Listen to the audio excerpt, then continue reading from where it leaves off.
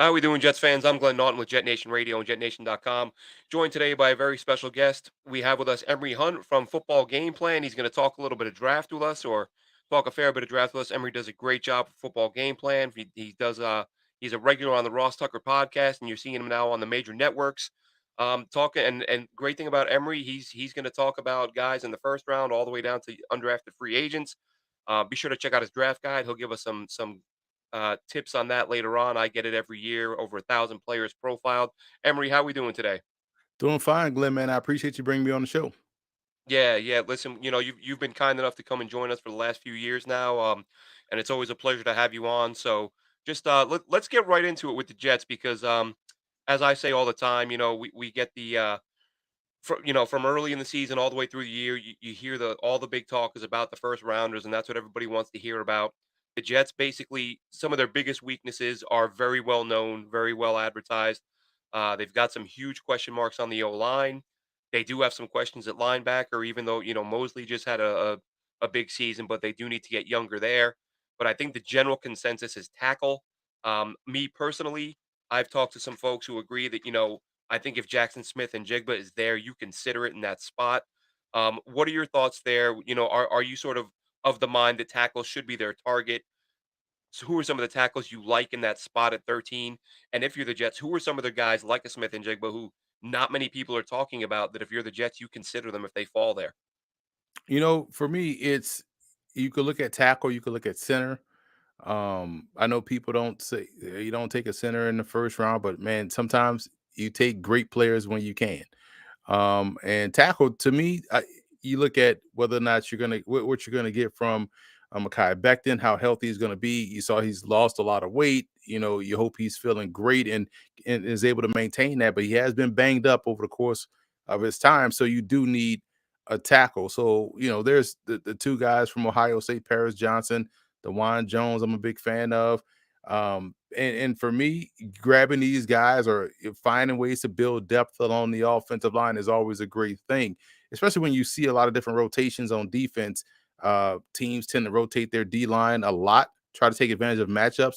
So if you can matchup for matchup at times, it'll help you. You hope that Max Mitchell, can grow in year two.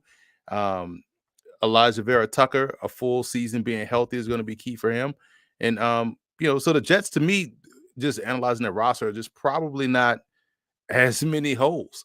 I know receiver is always a thing that everybody wants to add, but I think first and foremost, before you add receivers, you got to figure out what you're going to do at quarterback. I know everyone wants, Aaron Rodgers and expect him to be a Jet, but you know, what if Zach Wilson takes significant steps this year? You see it in practice, or you see it manifest itself in the preseason.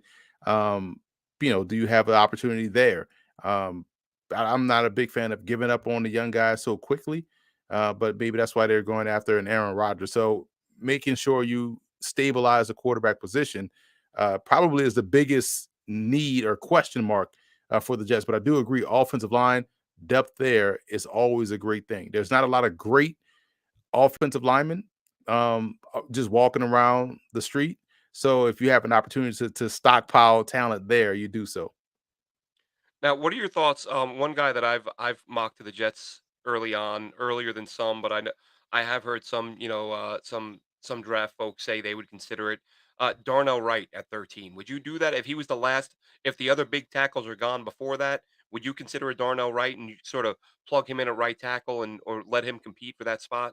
Sure, why not? Because here's someone that has played left and right tackle in the SEC, so he's gotten that experience. And this is someone that's battle tested. He's someone that's going to get in there and fight and get into confrontation at the line of scrimmage is what you want. So he's not going to back down from a challenge, and also would allow you to then find perhaps maybe you can get some left tackle. I mean some left guard help from Max Mitchell. He can play guard or tackle, so now you probably strengthen your depth there with Mitchell can play either tackle. I mean, sorry, either guard spot can also be a swing tackle if necessary. So you add some more flexibility, and that's what the Jets really need. When their offensive line start to suffer those injuries, that's when things start to really falter for this offense. So yeah, Darnell Wright is another good one. I'm a big fan of Brayton Daniels out of Utah. So for me, there's a lot of good offensive linemen in this class. The Jets can definitely help build that second wall up front along the offensive line. And now moving on from the first round, I'll try to make a promise that it's the last time I'll say this guy's name because I've said it 50 million times since week one. But he's a favorite, and I was more than happy to see the Jets had him in for a visit. Talk a little bit about Dayan Henley. I saw that you had him rated as your number one inside linebacker. Which that was I got your draft guide. First thing I did, I said, let me see where Emery's got Dayan Henley because that's my guy. You had him as your number one. Super athletic guy, obviously, and touch on some of the other linebackers in this class that you like that you think could be sort of second round project or second round prospects. Well, for me, Henley is someone that um, is super athletic. We talked a little bit before about his background as a wide receiver, which explains his ball skills. What really caught my attention was earlier in the year when they played Wisconsin and they upset Wisconsin out there at Camp Randall, and he was all over the field making play after play. Then I get down to the Senior Bowl and watch him just own one-on-ones versus running backs, which is impossible for linebackers because that drill is heavily slanted toward the offense having success. So for me, it's just to see him not only lock down the running backs, but also be able to pick the ball off in one-on-ones is just that was something I hadn't seen. He reminds me a lot of Fred Warner and what he brings to the table, and you look at where the game is going. Can you have a backer out there on all three downs that can cover? He's one of those guys, just like Marte Mapu out of Sacramento State, another one that was he played strong safety, then he played some slot corner or whatnot. He played linebacker, and he's a linebacker. Some view him as a safety. He and Michael Ayers out of Ashland are two small school linebackers that are ridiculously athletic, that have that cross training background. And Ayers is another one that has played in multiple positions before landing at linebacker. And both guys were at the NFLPA Bowl and just killed it. Every day during 7-on-7 team period, these guys flying around in coverage, making plays on the ball, picking the ball off, and they have the ability to run and chase. And the Jets do have some athleticism at the second level. So there's multiple options for them to go.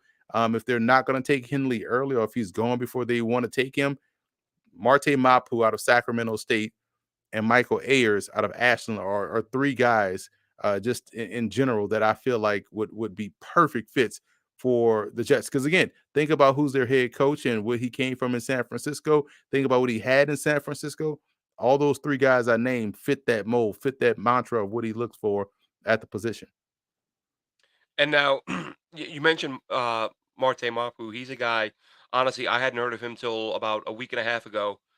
Making a drive to visit his family. I had some draft podcasts on, and they were talking about some deep dive guys. And so I haven't looked into him yet. I'm glad you mentioned him. It's like I said, I hadn't heard of him until about a week and a half ago.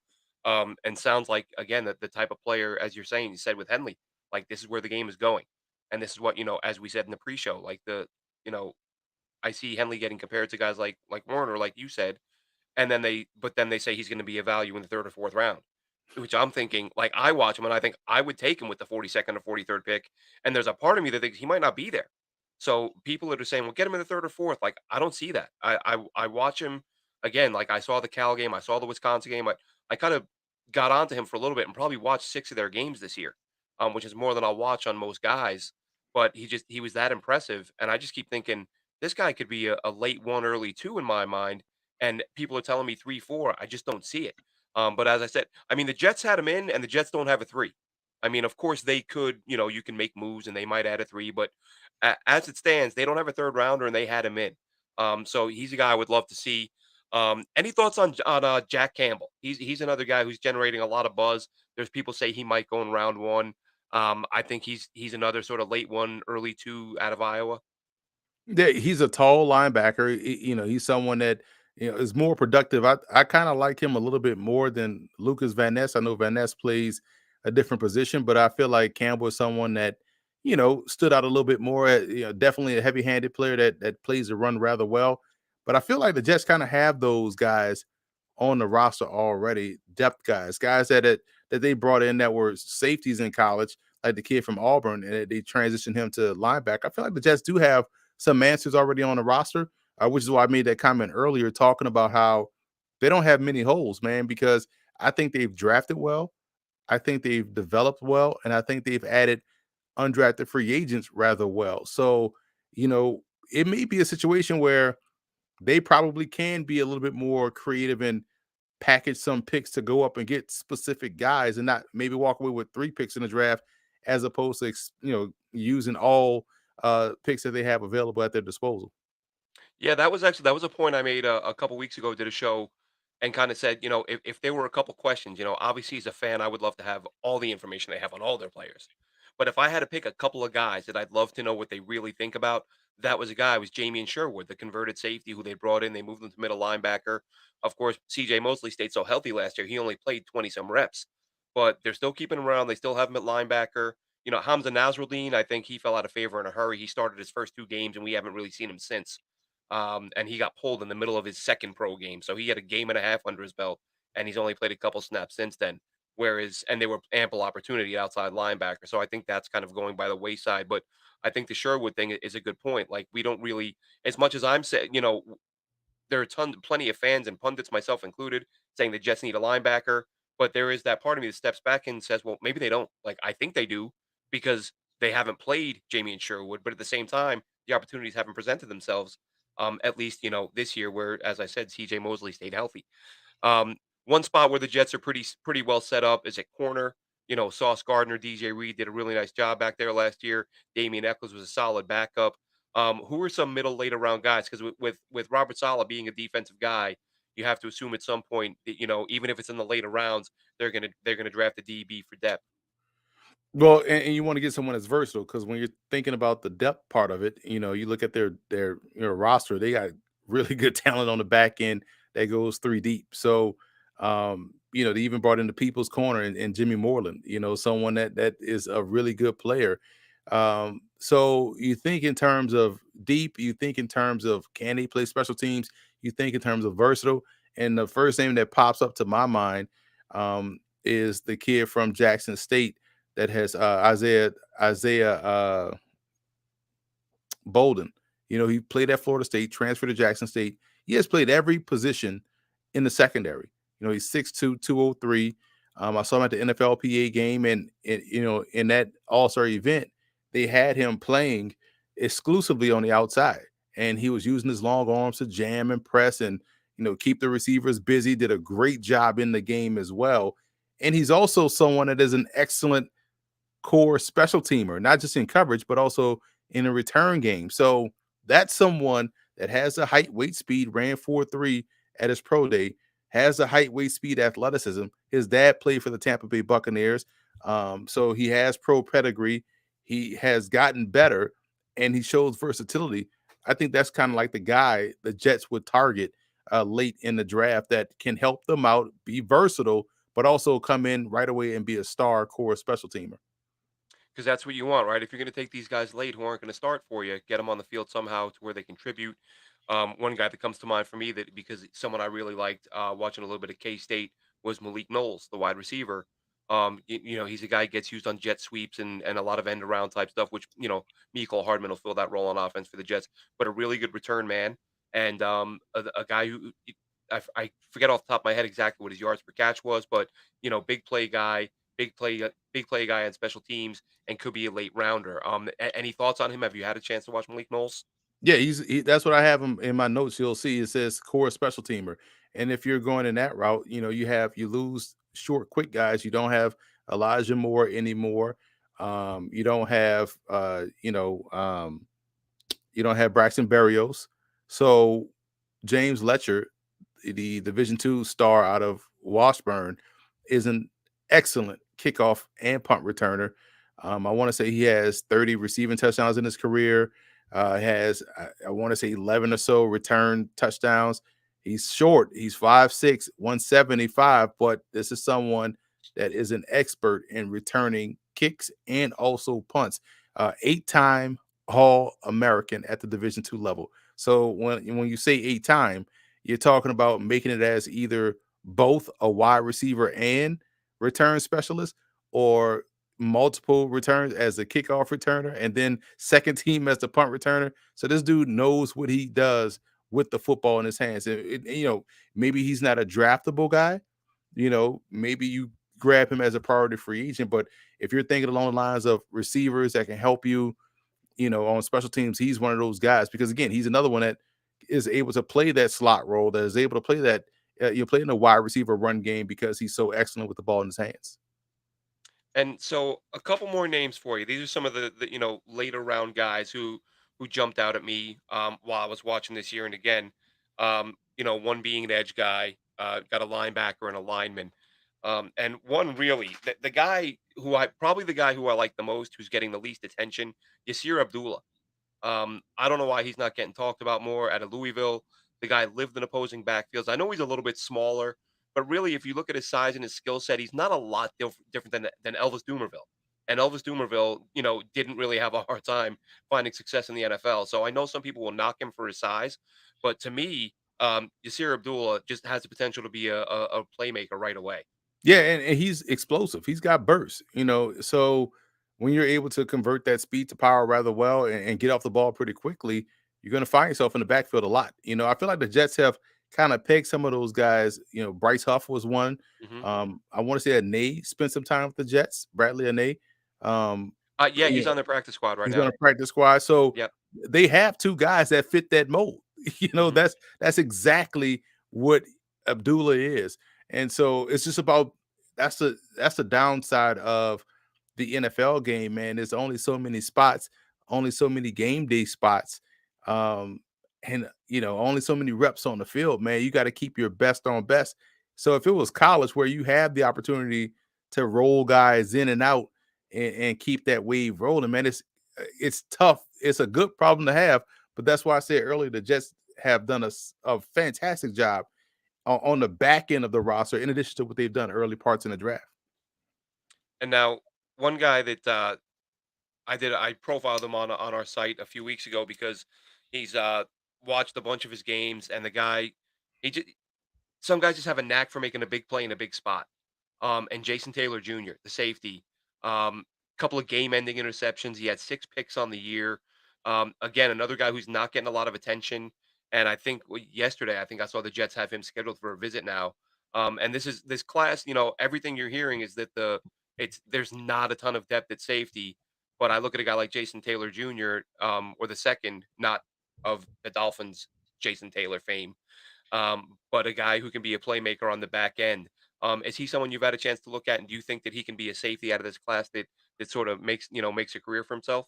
Yeah, what I have written for him is he's someone that has a great sense of timing. And so what I mean by that is that's someone that understands the timing point in the game that a big play needs to be made and he makes it.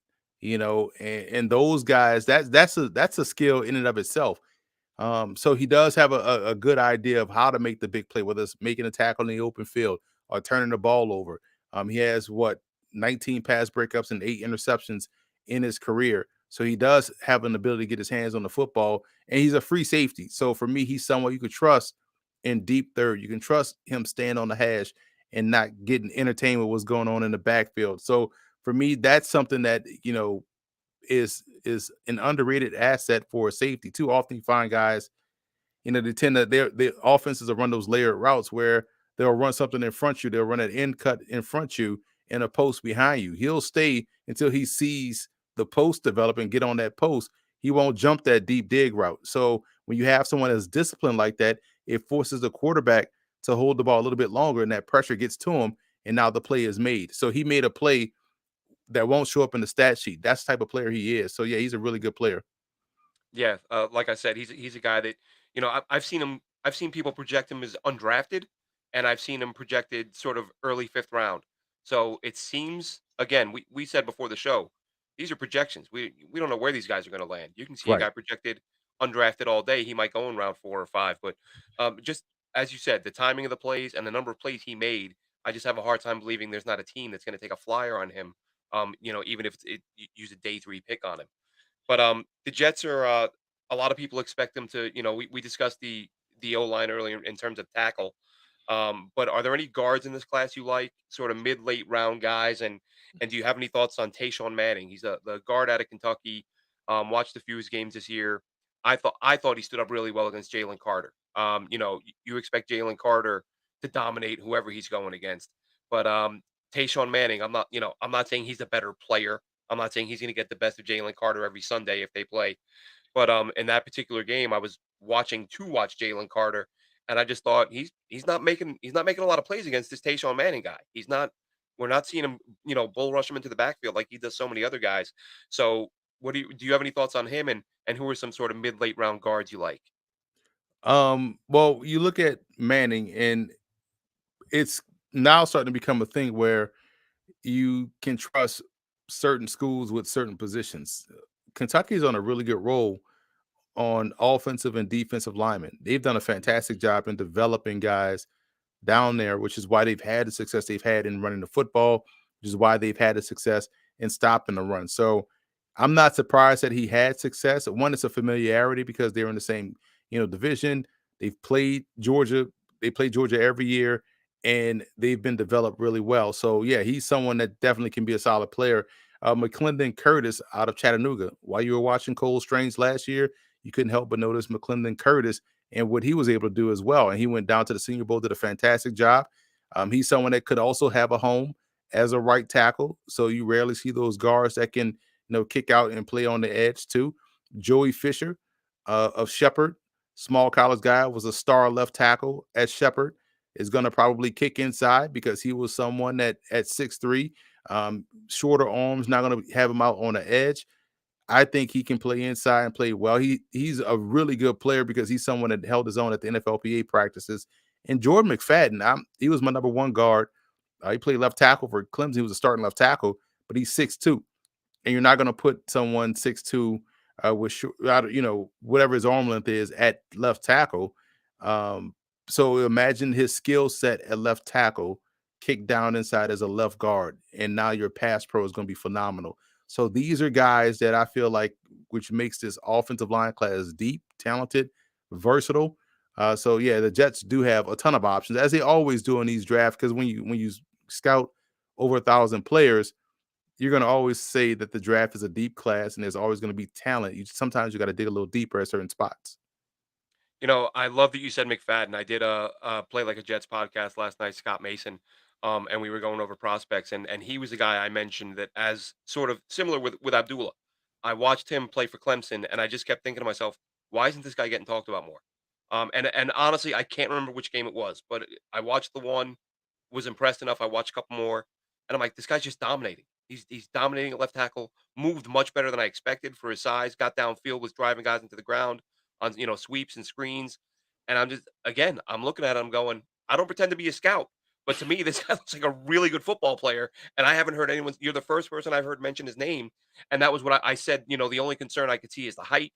So maybe that is what teams look at. Maybe he kicks inside, but he's a guy. To me, he looks like a player. And as I said, the Jets are going to probably look to get some guys on the inside. They've added a couple of free agents, but these are sort of stopgap guys. You might look to fill those with more long term answers, on the interior. But I just want to thank you a lot, Emery, for joining us. Please share the info, how people can get your draft guide. I recommend it. I've gotten it each of the last few years. It's just a ton of information, and you just listen. I can't tell you how many hundreds, maybe 1,000 hours of college football I've watched this year, and there's still guys that I haven't seen and haven't watched because there's just so many out there. And then of course I find players I love and I watch 6 7 games instead of sticking with three and moving on to the next one. But please tell us about the draft guide and tell us how people can get it. Now, Glenn, man, I really appreciate the support, and again, you are the reason why I continue to put out a guide like this, because you see how useful and valuable it is. Because it not only helps you prior to the draft, through the draft, but also in preseason training camp, and when guys pop on and off the roster, and it's like, well, who the hell is this guy? And Hmm. so, you know, we didn't draft him. He wasn't part of the original undrafted free agent class, but now we signed him, and he's active on game day. He's probably going to be in this guide. So, Hmm. it's over 1,000 individual scouting reports. It's not one of these draft guys that give you 200 reports and just give you names and numbers for the other 700. Not everyone in here has their own individual scouting page. Over 1,000 pages, over 1,000 prospects. You can find it at footballgameplan.com/2023 draft guide. It is the industry standard for draft guides. It gives you exactly what you need to get enough information about the player, and what you need to know as a fan, as an analyst, as a broadcaster. It's the perfect combination. All right, thanks so much. Emory Hunt, football game plan, folks. Check out the draft guide. Highly recommended, as I said. And you're right. There was a couple times last year, not even the Jet, like other teams. I would see a guy make a play, and I'm like, who the hell is this guy?